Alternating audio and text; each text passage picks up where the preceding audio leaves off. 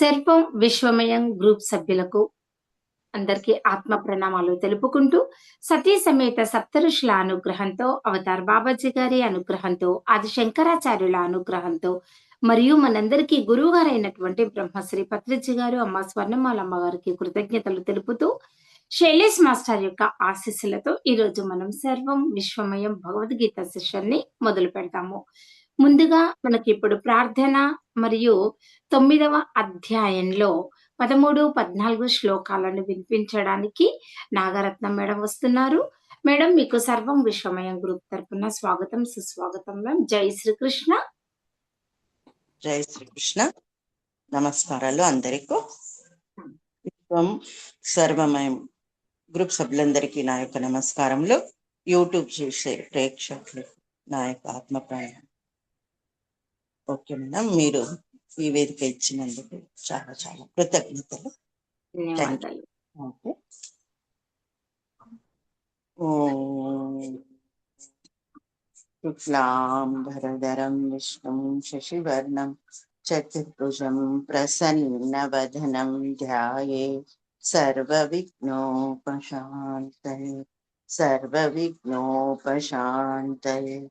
సరస్వతీ నమస్తుభ్యం వరదే కామరూపిణి విద్యారంభం కరిష్యామి సిద్ధిర్భవతు మే సదా సిద్ధిర్భవతు మే సదా. గురుర్బ్రహ్మా గురుర్విష్ణు గురుర్దేవో మహేశ్వర గురుర్ సాక్షాత్ పరబ్రహ్మ తస్మై శ్రీ గురవే నమః. తస్మై శ్రీ గురవే నమః. ధ్యానం చెప్తాను. ఓం పార్థాయ ప్రతిబోధితాం భగవత్ నారాయణేన స్వయం వ్యాసేన గ్రథితాం పురాణమునీన మధ్య మహాభారతం అద్వైతామృతవర్షిణిం భగవతీం అష్టదశాధ్యాయినిం అంబాత్వమనుసందధామి భగవద్గీతే భవద్వేషిణిం. నమోస్తుతే వ్యాస విశాల బుద్ధే పుల్లారవిందాయ తపత్రనేత్రయేణ త్వయా భారత తైలపూర్ణ ప్రజ్వాలితో జ్ఞానమయః ప్రదీపః ప్రపన్న పారిజాతాయ తోత్రవేత్రైకపాణయే జ్ఞానముద్రాయ కృష్ణాయ గీతామృతదుపే నమః. వాసుదేవసుతం దేవం కంసచాణూరమర్దనం దేవకీ పరమానందం కృష్ణం వందే జగద్గురుం. జై శ్రీకృష్ణ. జై శ్రీకృష్ణ.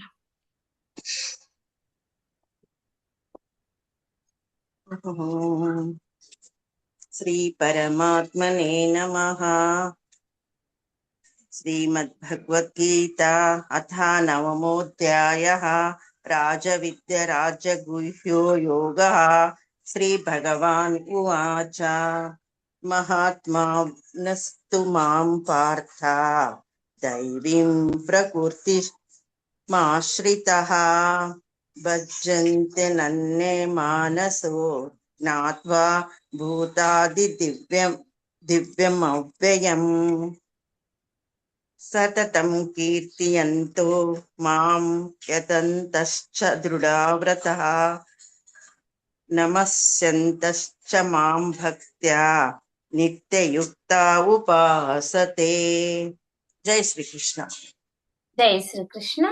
ఇప్పుడు మనము 16వ అధ్యాయమైనటువంటి దైవాసుర సంపద్విభాగ యోగంలో 2వ శ్లోకానికి స్వాగతం పలుకుతూ మనము చదువుకుందాము.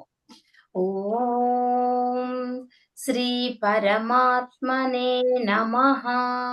శ్రీమద్భగవద్గీత అథ షోడశోऽధ్యాయః. దైవాసుర సంపద్విభాగ యోగః. శ్రీ భగవానువాచ అహింసా సత్యమక్రోధః త్యాగః శాంతిరపైశునం దయా భూతేష్వలోలుప్త్వం మార్ధవం హ్రీరచాపలం. అహింస అంటే అహింస సత్యం సత్యము, అక్రోధ క్రోధ రాహిత్యము, త్యాగ త్యాగము, శాంతి శాంతి, అపైషుణం అంటే తప్పులు పట్టడానికి విముఖత. అంటే ఎవరైనా ఏం తప్పులు చేశారా ఎక్కడ పట్టుకోవాలని చూస్తూ ఉంటారు కదా, అలా అన్నమాట. తప్పులు పట్టడానికి విముఖత. దయా దయ, భూతేషు సకల జీవుల పట్ల.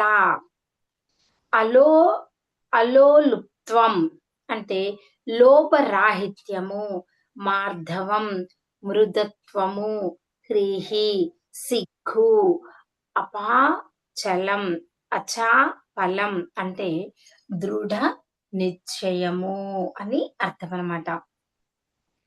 అహింసా సత్యమక్రోధః త్యాగః శాంతిరపైషుణం దయా భూతేషు లోలుప్త్వం మార్ధవం హ్రీరచాపలం.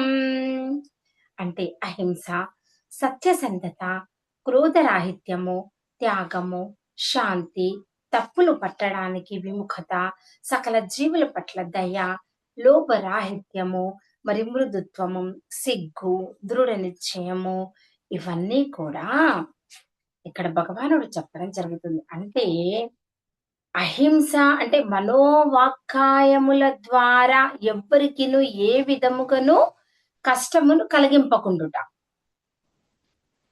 సత్యము యథార్థమైన ప్రియమైన భాషణము. భాషణము అని అంటే అంతఃకరణేంద్రియముల ద్వారా చేయబడిన నిశ్చయమును అదే విధముగా ప్రియమైన వచనములను పలుకుటనే సత్య భాషణము అని అంటారు. అక్రోధము అంటే తనకు అపకారము చేయు వారిపైన కూడా కోపము లేకుండుట. త్యాగము కర్మాచరణమునందు కర్తృత్వ అభిమానమును వదిలివేయుట. మరియు శాంతి చిత్త చాంచల్యము లేకుండుట. అంటే చాంచల్యం అని అంటే చూడండి, మనసు ఒక్క దగ్గర లేకుండా ఉండుట, ఒకటి చెప్పి ఒకటి చేయడం, ఒకటి చెప్పి ఒకటి చేయడం అలా ఉంటుంది కదా, అలా కాకుండా ఉండుట. మరియు అపైషుణము అన్నాడు. అపైషుణం అంటే ఎవరిని నిందింపకుండుట. దయ అన్ని ప్రాణుల ఎడ నిర్హతతో కృప దయను కలిగి ఉండుట. అలోలుప్యము అంటే ఇంద్రియ విషయ సంయోగము ఉన్నను వాటిపై ఆసక్తి లేకుండుట. మార్ధవము కోమలత్వము, మృదత్వము, శాస్త్ర విరుద్ధ కార్యాచరణమునకును వెనకాడుట అంటే సిగ్గుపడుట. అచాపలము అంటే వ్యర్థ చేష్టలు చేయకుండుట అని ఇక్కడ మనకు చెప్పడం జరిగింది. శ్లోకం చెప్తున్నాను మ్యామ్.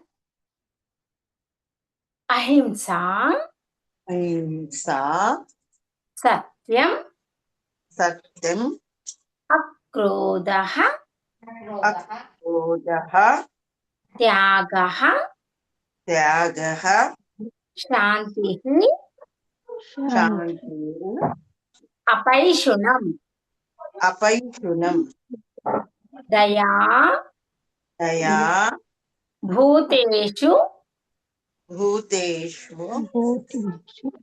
అలోలుప్త్వం అలోలుప్త్వం మార్ధవం మార్ధవం హ్రీహి అచాపలం. శ్రీరి చాపలం అచాపలం. అచాపలం. అహింసా సత్యమక్రోధ అహింసా సత్యమక్రోధః త్యాగ శాంతిరపైషుణం త్యాగః శాంతిరుపైషుణాం దయా భూతేష్వలోలుప్త్వం దయా భూతేషు లోలుప్త్వం మార్దవం హ్రీరచాపలం. మార్దవం వీర చాపలం. చెప్పొచ్చు మ్యామ్. ఓకే చెప్పు. ఓం శ్రీ పరమాత్మనే నమః. ఓం శ్రీ కృష్ణ పరబ్రహ్మణే నమః. శ్రీ భగవద్గీత అథా షోడశోऽధ్యాయः दैवासुर सम्पद्विभागयोगः श्रीभगवान् उवाच हंसा सत्यमक्रोधः त्यागं शान्तिरुपैशुनम् दया भूतेषु लोलुप्त्वं मार्धवं స్థిరీర చాపలం. Okay madam? కరెక్టే. ఓకే. హంస మనోవాక్యములు ద్వారా ఎవరికి ఏ విధముగాను కష్టమును కలిగింపకుండుట, సత్యము, యథార్థమైన ప్రియమైన భాషణము, అక్రోధము, తనకు అపకారము చెయ్యువారి పైన కూడా కోపము లేకుండుట, త్యాగము అంటే కర్మాచరణమునందు అకృత్వాభిమానమును త్యాజించుట, శాంతి చిత్త చాంచల్యము లేకుండుట,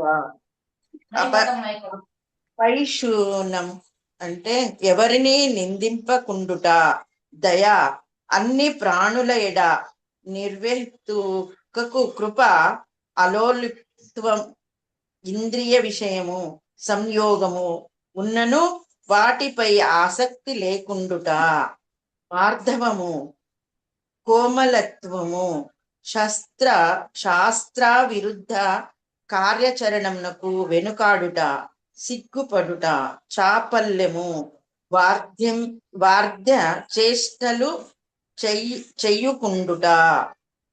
జై శ్రీకృష్ణ. జై శ్రీకృష్ణ. అంటే ఇక్కడ మనకి అహింస అంటే ఏ జీవుని పురోగమన జీవితాన్ని ఆటంకపరచకపోవడం అని అర్థం అన్నమాట. అంటే దేహము చంపబడిన తర్వాత కూడా ఆధ్యాత్మిక కణము చంపబడదు కనుక ఇంద్రియ భోగం కొరకు జంతువులను చంపడంలో ఏ హాని లేదని మనిషి అనుకోకూడదు. ఇంద్రియ భోగం కొరకు అంటే తనకి నచ్చింది తీసుకున్నా, అది బాగుంది ఇది బాగుంది తింటే బాగుంటుంది అని అనుకుంటారు కదా. అంటే తనకు నచ్చింది అని ఏ ప్రాణిని చంపడానికి హక్కు లేదు. అందుకే ధాన్యము, పండ్లు, పాలు పుష్కలముగా లభిస్తున్నప్పటికీ మనుషులు ఇప్పుడు జంతువులను తినడానికి అలవాటు పడ్డారు. జంతువధ అవసరమే లేదు. ఈ ఆదేశము ప్రతి ఒక్కరికి ఇవ్వబడింది. అంటే ప్రత్యామ్నాయము లేనప్పుడే మనిషి జంతువును చంపాలి, కానీ దానిని అతడు యజ్ఞంలో సమర్పించాలి. ఏది ఏమైనా మానవులకు తగినంత ఆహారము లభిస్తున్నప్పుడు ఆధ్యాత్మిక అనుభూతిలో పురోగతిని కోరుకునేవారు జంతువుల వల్ల హింస చేయకూడదు. జంతువుల పట్ల హింస చేయకూడదు. అంటే ఎవరి జీవన పురోగతిని ఆటంకపరచకపోవడమే నిజమైనటువంటి అహింస. హింస అహింస. అందుకే ఒక జంతు జీవన స్థితి నుండి వేరొక దానికి మారుతూ పరిణామ క్రమము ద్వారా జంతువులు కూడా పురోగమిస్తున్నాయి. జంతువును చంపినప్పుడు ఆ ప్రగతి ఆటంకపరచడం అవుతుంది. అంటే ఒక జంతువు ఒక దేహంలో కొన్ని రోజులు లేదా కొన్నేళ్లు ఉండవలసి ఉన్నప్పుడు అకాలంగా చంపబడితే వేరొక ఉన్నత జీవితాన్ని పొందడానికి ముందు అది మిగిలిన రోజులను పూర్తి చేయడానికి తిరిగి అదే జీవితానికి రావాల్సి ఉంటుంది. అంటే అర్థమైంది అనుకుంటా. ఇది అర్థమైంది, అర్థం కాలే నాకు తెలీదు. అంటే దాని జీవితకాలం ఇంకా ఉంది, దాన్ని ముందే చంపేస్తారు కదా, అందుకే మళ్ళీ పుట్టాల్సి వస్తుంది అది. అందుకే మనిషి నాలుకను సంతృప్తి పరుచుకోవడానికి వాటి పురోగతిని ఆటంకపరచకూడదు. ఇదే అహింస అనబడుతుంది. అంటే ఏదో స్వలాభానికి నిజాన్ని అంటే మనిషి వక్రీకరించకూడదని. సత్యము అనే పదానికి కూడా అర్థం ఇక్కడ. అంటే వేద సాహిత్యంలో కొన్ని కఠినమైన విషయాలు ఉన్నాయి, అయినా ప్రామాణిక గురువు ద్వారా వాటి అర్థాన్ని లేదా ఉద్దేశాన్ని అర్థం చేసుకోవాలి. ఇదే వేదాలను అర్థం చేసుకునే పద్ధతి. ప్రామాణికుని నుండి వినడమే శృతి అనే దానికి అర్థము. స్వలాభము కొరకు ఏదో తోచిన అర్థాన్ని మనిషి చెప్పకూడదు. అంటే తనకు తెలియకపోయినా కూడా అప్పటి వరకు అది తనకేదో దాని మూలంగా లాభం ఉంది అని తెలియకపోయినా అవును ఇదే కరెక్ట్ అని చెప్పడం అనేది కూడా పద్ధతి అనేది కాదు అన్నమాట. భగవద్గీతలో మూల విషయాన్ని తప్పుగా వివరించే గీతా వ్యాఖ్యానాలు చాలా ఉన్నాయి. తెలిస్తే తెలుసు అని చెప్పాలి, లేకుంటే లేదు. ఇప్పుడు భగవద్గీతలో అందరూ రాశారు కాబట్టే కవులు ఇక్కడ మనం చదువుకోగలుగుతున్నాం. అంతే కదా! ఇక్కడ రాశారు కాబట్టే మనం చదువుకుంటున్నాము. మనకు తెలిసినంత వరకు చెప్పుకుంటున్నాము. దీన్నే భౌతిక అంటే నిజ జీవితంలో ఏ విధంగా జరుగుతుందనేది మాట్లాడుకోగలుగుతున్నాం. ఈ ఇక్కడ జరుగుతున్న సందర్భాన్ని బట్టి.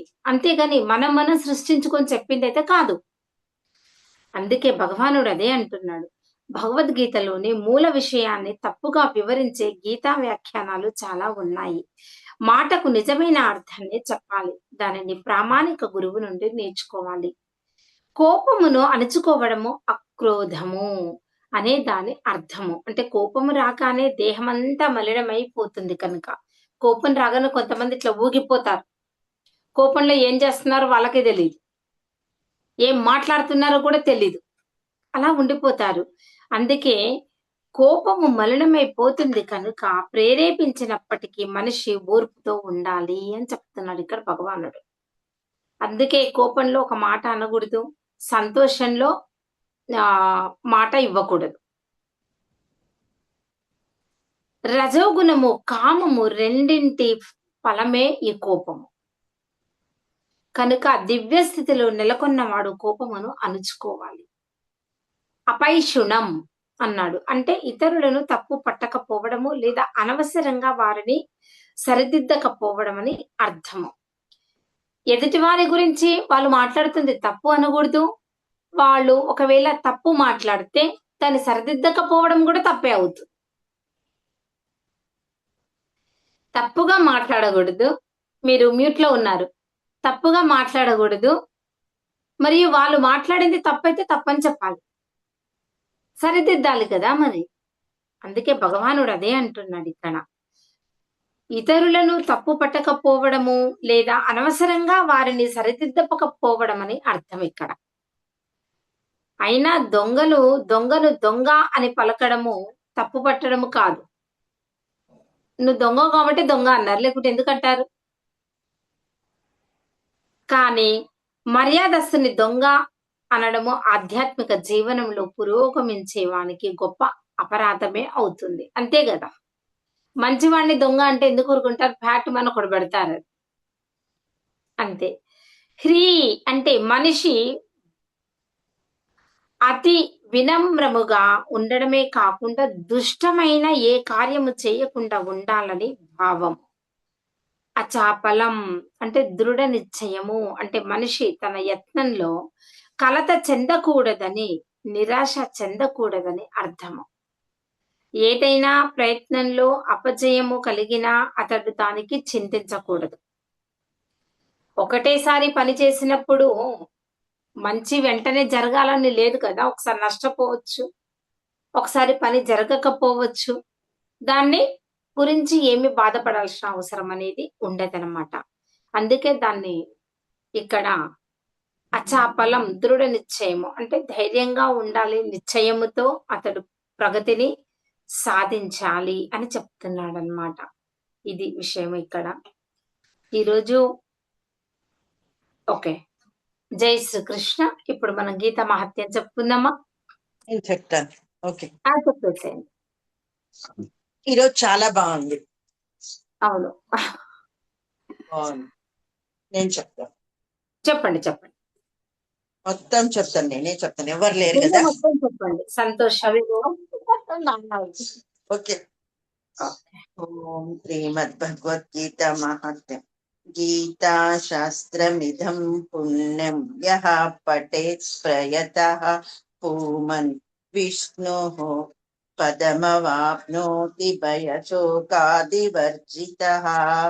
గీతధ్యాయనశీలస్య ప్రాణాయామ పరస్య చ నైవ శాంతిః పాపాని పూర్వజన్మ కృతాని చ మల నిర్మోచనం పుంసాం జలస్నానం దినే దినే సకృద్గీతాంబసీ స్నానం సంసారమలనాశనం.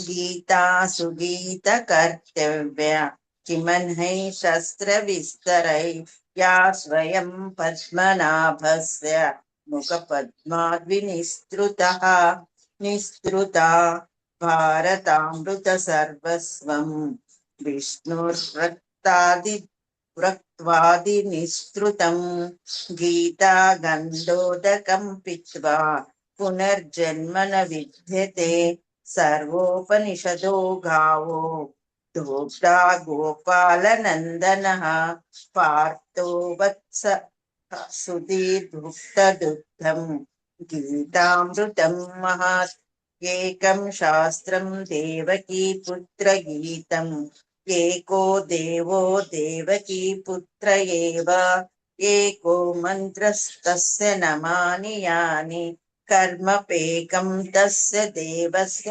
सेवा। धरोवाच भगवान् परमेशान भक्तिरव्यभिचारिणि प्रारब्धं भुज्यमानस्य कथं भवति हे प्रभो।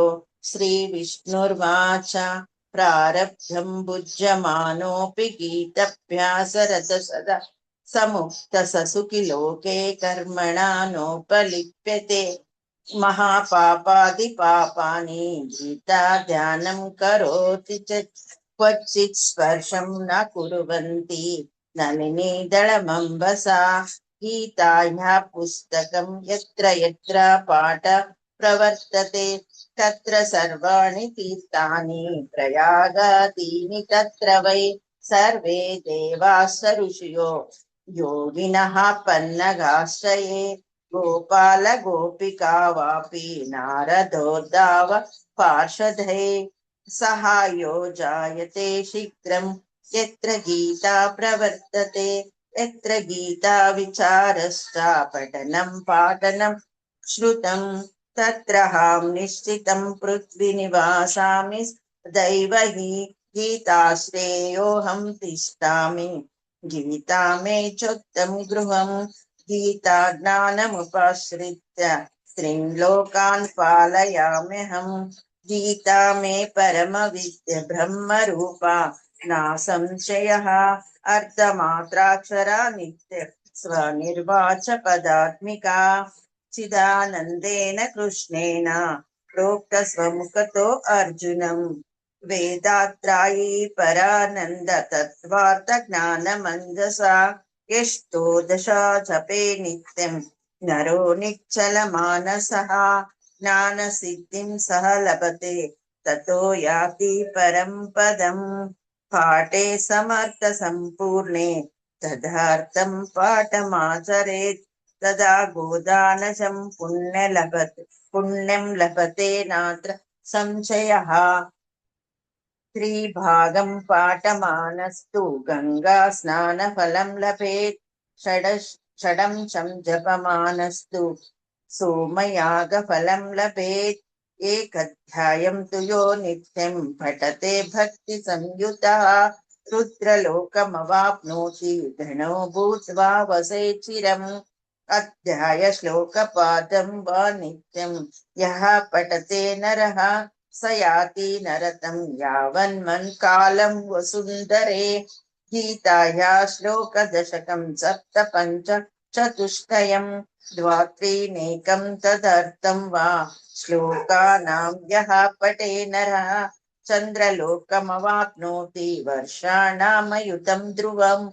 गीता पाठ संयुक्तो मृतो मानुषातं व्रजेत् गीताभ्यासं पुनः कृत्वा लभते मुक्तिमुत्तमाम्।